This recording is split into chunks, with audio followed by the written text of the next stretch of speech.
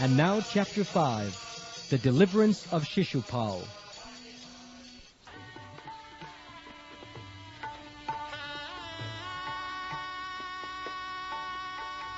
King Yudhishthira became very happy after hearing the details of the Jarasandha episode, and he spoke as follows.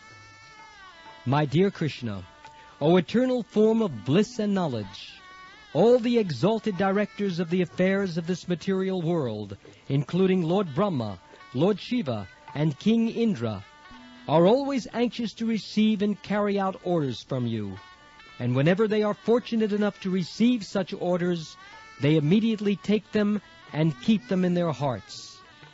O Krishna, you are unlimited, and although we sometimes think of ourselves as royal kings and rulers of the world, and become puffed up over our paltry positions, we are very poor in heart. Actually, we are fit to be punished by you. But the wonder is that instead of punishing us, you so kindly and mercifully accept our orders and carry them out properly. Others are very surprised that your lordship can play the part of an ordinary human being, but we can understand that you are performing these activities just like a dramatic artist. Your real position is always exalted, exactly like that of the sun, which always remains at the same temperature during both the time of its rising and the time of its setting. Although we feel the difference in temperature between the rising and the setting sun, the temperature of the sun never changes.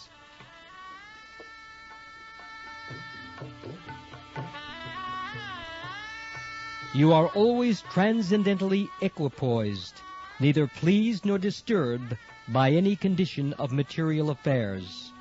You are the Supreme Brahman, the personality of Godhead, and for you there are no relativities. My dear Madhava, you are never defeated by anyone. Material distinctions, this is me, this is you, this is mine, this is yours, are all conspicuous by dint of their absence in you. Such distinctions are visible in the lives of everyone, even the animals, but pure devotees are freed from these false distinctions. Since these distinctions are absent in your devotees, they cannot possibly be present in you.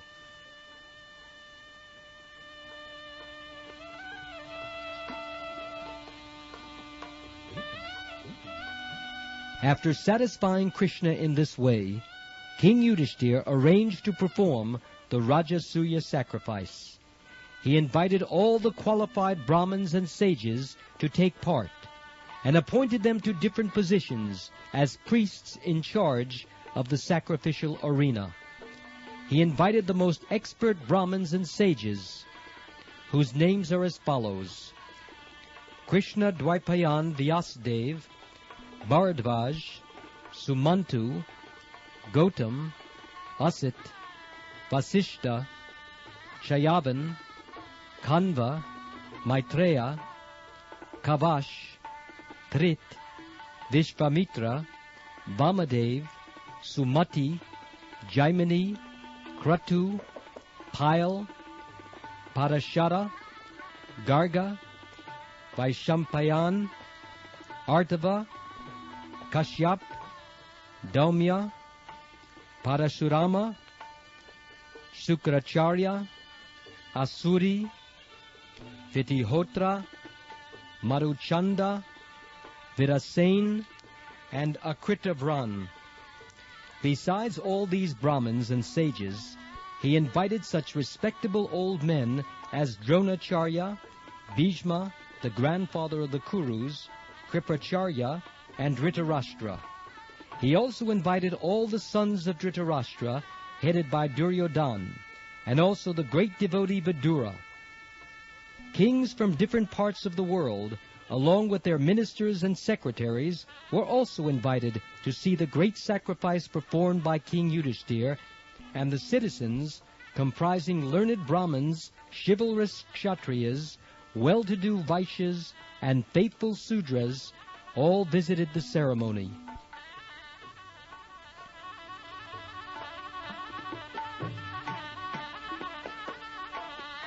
The Brahmin priests and sages in charge of the sacrificial ceremony constructed the sacrificial arena as usual, with a plow of gold, and they initiated King Yudhishthir as the performer of the great sacrifice in accordance with Vedic rituals. Long years ago, when Varun performed a similar sacrifice, all the sacrificial utensils were made of gold. Similarly, in the Rajasuya sacrifice of King Yudhishthir, all the utensils required for the sacrifice were golden. Present by the invitation of King Yudhishthir to participate in the great sacrifice were all the exalted demigods, like Lord Brahma, Lord Shiva, and Indra, the king of heaven, accompanied by their associates, as well as the predominating deities of higher planetary systems like Gandharvalok, Siddhalok, Janalok, Tapalok, Nagalok, Yakshalok, Rakshashalok, Pakshilok, and Charanalok, as well as famous kings and their queens. All the respectable sages, kings, and demigods who assembled there agreed unanimously that King Yudhishthir was quite competent to take the responsibility of performing the Rajasuya sacrifice. No one was in disagreement on this fact. Everyone thoroughly knew the position of King Yudhishthir. Because he was a great devotee of Lord Krishna, no accomplishment was extraordinary for him.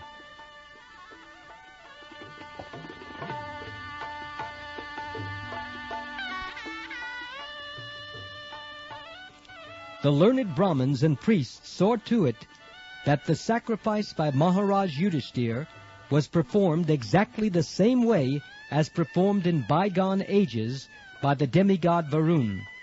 According to the Vedic system, whenever there is an arrangement for sacrifice, the members participating are offered the juice of the soma plant, which is a kind of life-giving beverage. On the day for extracting the soma juice, King Yudhishthir very respectfully received the special priest, who had been engaged to detect any mistake in the formalities of sacrificial procedure. The idea is that the Vedic mantras must be enunciated perfectly and chanted with the proper accent. If the priests who are engaged in this business commit any mistake, the checker or referee priest immediately corrects the procedure, and thus the ritualistic performances are perfectly executed. Unless perfectly executed, a sacrifice cannot yield the desired result. In this age of Kali, there is no such learned Brahmin or priest available. Therefore, all such sacrifices are forbidden. The only sacrifice recommended in the Shastras is the chanting of the Hare Krishna mantra.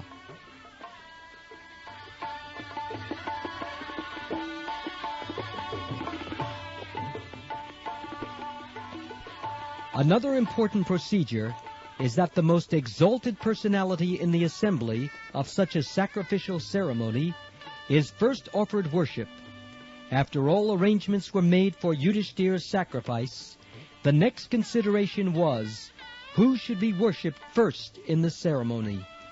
This particular ceremony is called Agra Puja. Agra means first, and Puja means worship. This Agra Puja is similar to election of the president. In the sacrificial assembly, all the members were very exalted. Some proposed to elect one person as the perfect candidate for accepting Agra Puja, and others proposed someone else. When the matter remained undecided, Sahadev began to speak in favor of Lord Krishna. He said, "Lord Krishna, the best amongst the members of the Yadu dynasty, and the protector of his devotees, is the most exalted personality in this assembly. Therefore I think that he should, without any objection, be offered the honor of being worshipped first.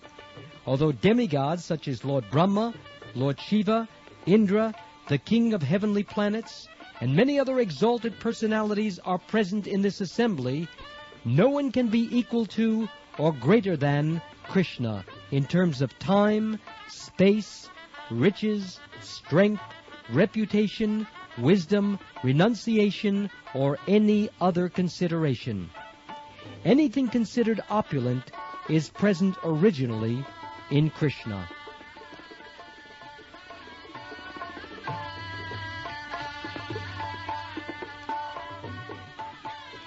As an individual soul is the basic principle of the growth of his material body, Krishna is the supersoul of this cosmic manifestation. All Vedic ritualistic ceremonies, such as the performance of sacrifices, the offering of oblations in the fire, the chanting of the Vedic hymns, and the practice of mystic yoga, are meant for realizing Krishna. Whether one follows the path of fruitive activities or the path of philosophical speculation, the ultimate destination is Krishna. All bona fide methods of self-realization are meant for understanding Krishna. Ladies and gentlemen, it is superfluous to speak about Krishna because every one of you exalted personalities knows the Supreme Brahman, Lord Krishna, for whom there are no material differences between body and soul, between energy and the energetic, or between one part of the body and another. And since everyone is a part and parcel of Krishna, there is no qualitative difference between Krishna and all living entities. Everything is an emanation of Krishna's energies, material and spiritual. Krishna's energies are like the heat and light of fire. There is no difference between the quality of heat and light and the fire itself.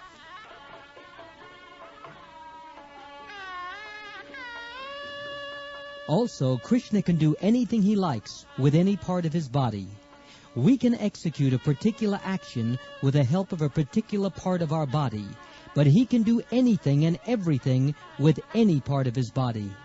And because his transcendental body is full of knowledge and bliss in eternity, he doesn't undergo the 6 kinds of material change: birth, existence, growth, production, dwindling, and vanishing. Unforced by any external energy, he is the supreme cause of the creation, maintenance, and dissolution of everything that be. By the grace of Krishna only, everyone is engaged in the practice of religion, the development of economic conditions, the satisfaction of the senses, and ultimately the achievement of liberation from material bondage. These 4 principles of progressive life can be executed by the mercy of Krishna only. He should therefore be offered the first worship of this great sacrifice, and no one should disagree. As by watering the root, the watering of the branches, twigs, leaves, and flowers is automatically accomplished, or as by supplying food to the stomach, the nutrition and metabolism of all parts of the body are automatically established, so, by offering the first worship to Krishna, everyone present in this meeting, including the great demigods, will be satisfied. If anyone is charitably disposed, it will be very good for him to give charity only to Krishna, who is the super soul of everyone, regardless of his particular body or individual personality. Krishna is present as the super soul in every living being, and if we can satisfy him, then every living being will automatically be satisfied.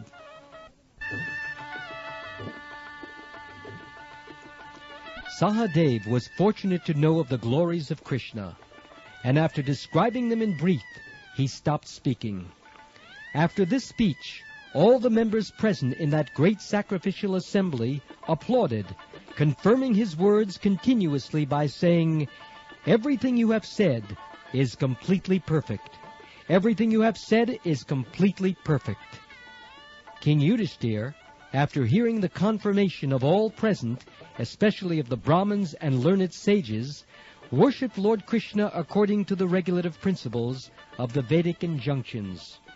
First of all, King Yudhishthira, along with his brothers, wives, children, other relatives and ministers, washed the lotus feet of Lord Krishna and sprinkled the water on their heads. After this, he offered Lord Krishna various kinds of yellow silken garments, and presented heaps of jewelry and ornaments before him for his use.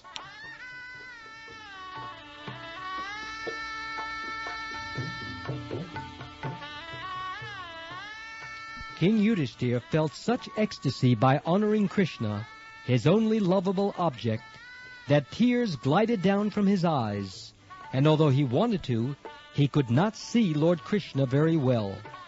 When Lord Krishna was thus worshipped by King Yudhishthira, all the members present in the assembly stood up with folded hands and began to chant, Jaya, Jaya, Nama, Nama. All joined together to offer their respectful obeisances to Krishna, and there were showers of flowers from the sky. In that meeting, King Sisupala was also present. He was an avowed enemy of Krishna for many reasons, especially because of Krishna's having stolen Rukmini from the marriage ceremony. Therefore, he could not tolerate such honor to Krishna and glorification of his qualities. Instead of being happy to hear the glories of the Lord, he became very angry. When everyone offered respect to Krishna by standing up, Sisupala remained in his seat. But as he became angrier at Krishna being honored, he stood up suddenly, raised his hand, and spoke very strongly and fearlessly against Lord Krishna in such a way that Lord Krishna could hear him distinctly.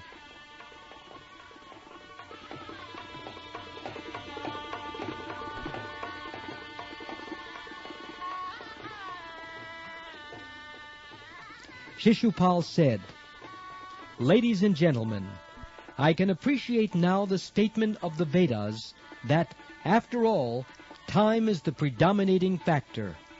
In spite of all endeavors to the contrary, the time element executes its own plan without opposition. For example, one may try his best to live, but when the time for death comes, no one can check it.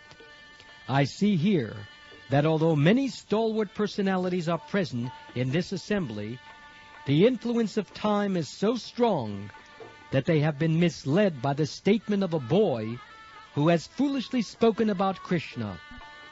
Many learned sages and elderly persons are present, but still they have accepted the statement of a foolish boy.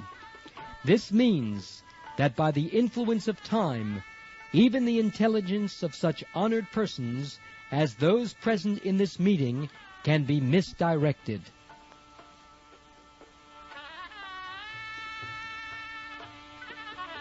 I fully agree with the respectable persons present here that they are competent to select the personality who can be worshipped first, but I cannot agree with the statement of a boy like Sahadev, who has spoken so highly about Krishna and has recommended that Krishna is fit to accept the first worship in the sacrifice.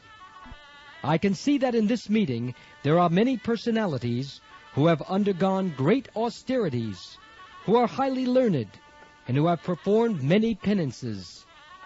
By their knowledge and direction, they can deliver many persons who are suffering from the pangs of material existence. There are great rishis here whose knowledge has no bounds, as well as many self-realized persons and Brahmins also, and therefore I think that any one of them could have been selected for the first worship, because they are worshipable even by the great demigods, kings, and emperors. I cannot understand how you have selected this cowherd boy, Krishna, and have left aside all these other great personalities. I think Krishna to be no better than a crow. How can he be fit to accept the first worship in this great sacrifice?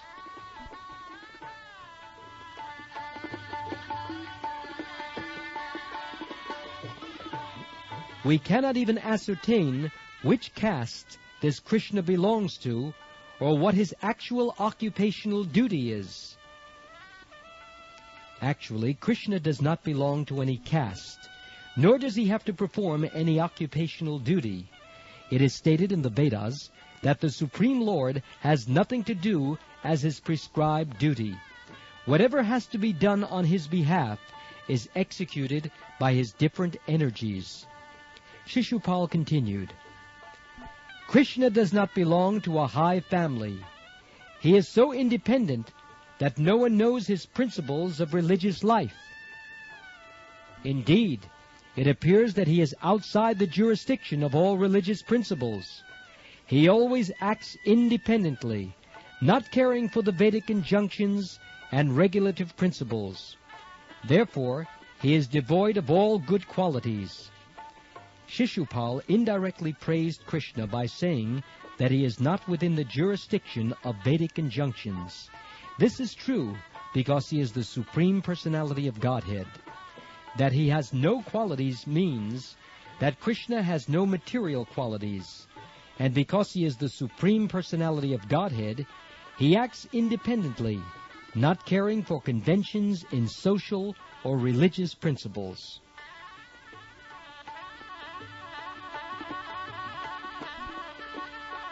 Sisupala continued, "Under these circumstances, how can he be fit to accept the first worship in the sacrifice? Krishna is so foolish that he has left Mathura, which is inhabited by highly elevated persons following the Vedic culture, and has taken shelter in the ocean, where there is not even talk of the Vedas. Instead of living openly, he has constructed a fort within the water, and is living in a place where there is no discussion of Vedic knowledge. And whenever he comes out of the fort, he simply harasses the citizens like a dacoit, thief, or rogue."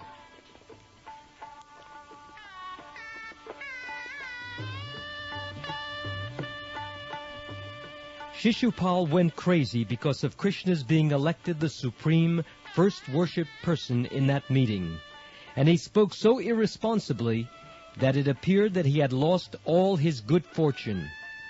Being overcast with misfortune, Sisupala continued to insult Krishna, and Lord Krishna patiently heard him without protest. Just as a lion does not care when a flock of jackals howl, Lord Krishna remained silent and unprovoked. Krishna did not reply to even a single accusation made by Sisupala, but all the members present in the meeting, except for a few who agreed with Sisupala, were very agitated, because it is the duty of any respectable person not to tolerate blasphemy against God or his devotee. Some of them, who thought they could not properly take action against Sisupala, left the assembly in protest, covering their ears with their hands, in order not to hear further accusations. Thus they left the meeting, condemning the action of Sisupala. It is the Vedic injunction that whenever there is blasphemy of the Supreme Personality of Godhead, one must immediately leave. If he does not do so, he becomes bereft of his pious activities and is degraded to a lower condition of life.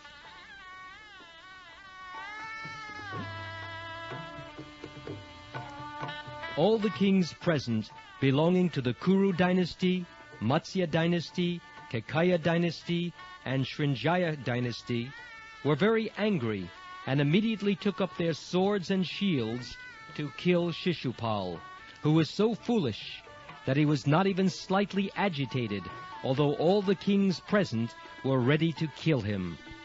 Sisupala did not care to think of the pros and cons of his foolish talking, and instead of stopping when he saw that all the kings were ready to kill him, he stood to fight with them, and took up his sword and shield.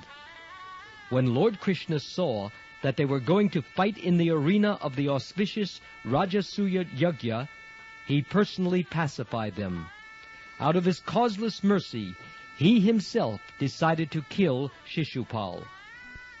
When Sisupala was abusing the kings who were about to attack him, Lord Krishna took up his disc, as sharp as the blade of a razor, and immediately separated Sisupala's head from his body.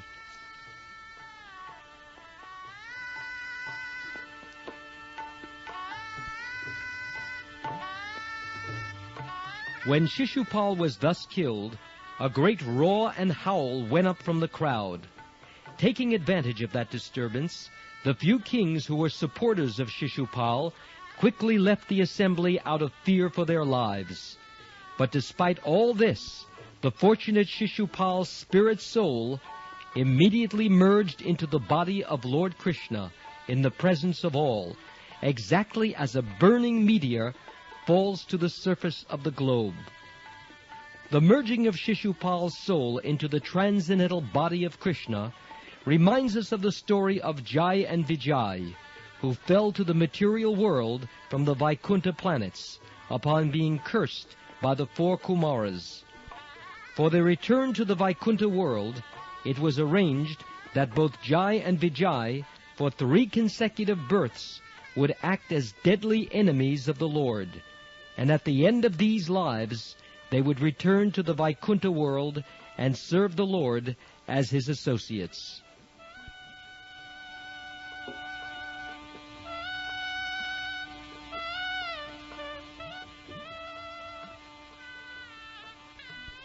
Although Sisupal acted as the enemy of Krishna, he was not for a single moment out of Krishna consciousness.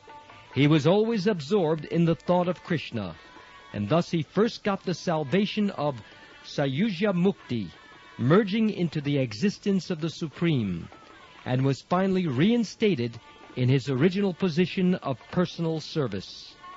The Bhagavad Gita corroborates the fact that if one is absorbed in the thought of the Supreme Lord at the time of death, he immediately enters the kingdom of God after quitting his material body. After the salvation of Sisupal, King Yudhishthira rewarded all the members present in the sacrificial assembly. He sufficiently remunerated the priests and learned sages for their engagement in the execution of the sacrifice. And after performing all this routine work, he took his bath. The bath at the end of the sacrifice is also technical. It is called the Avabrita bath.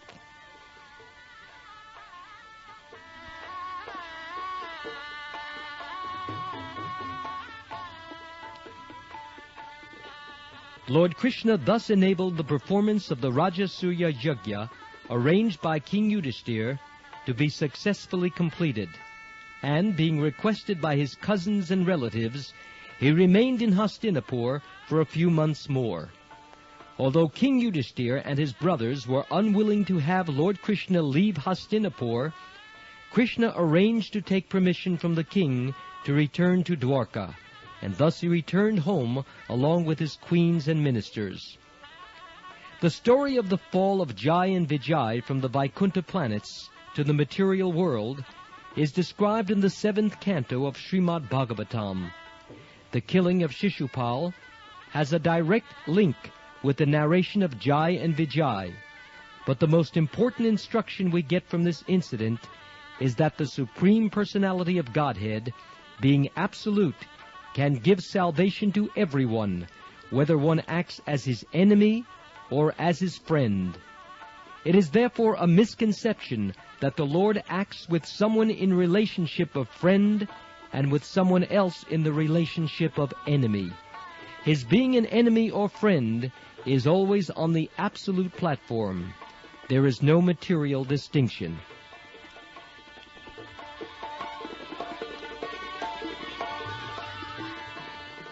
After King Yudhishthira took his bath after the sacrifice, and stood in the midst of all the learned sages and Brahmins, he seemed exactly like the king of heaven, and thus looked very beautiful.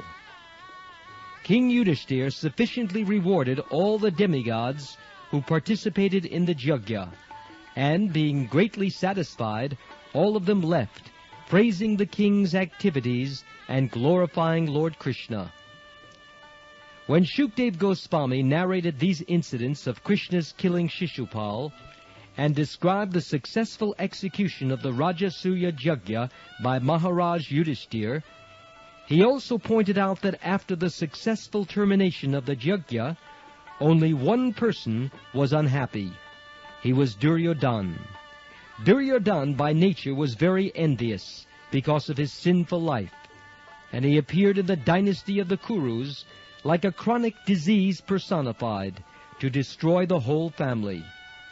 Shukdev Goswami assured Maharaj Parikshit that the pastimes of Lord Krishna, the killing of Sisupal and Jarasandha, and the releasing of the imprisoned kings are all transcendental vibrations, and anyone who hears these narrations from the authorized persons will immediately be freed from all the reactions of sinful activities of his life.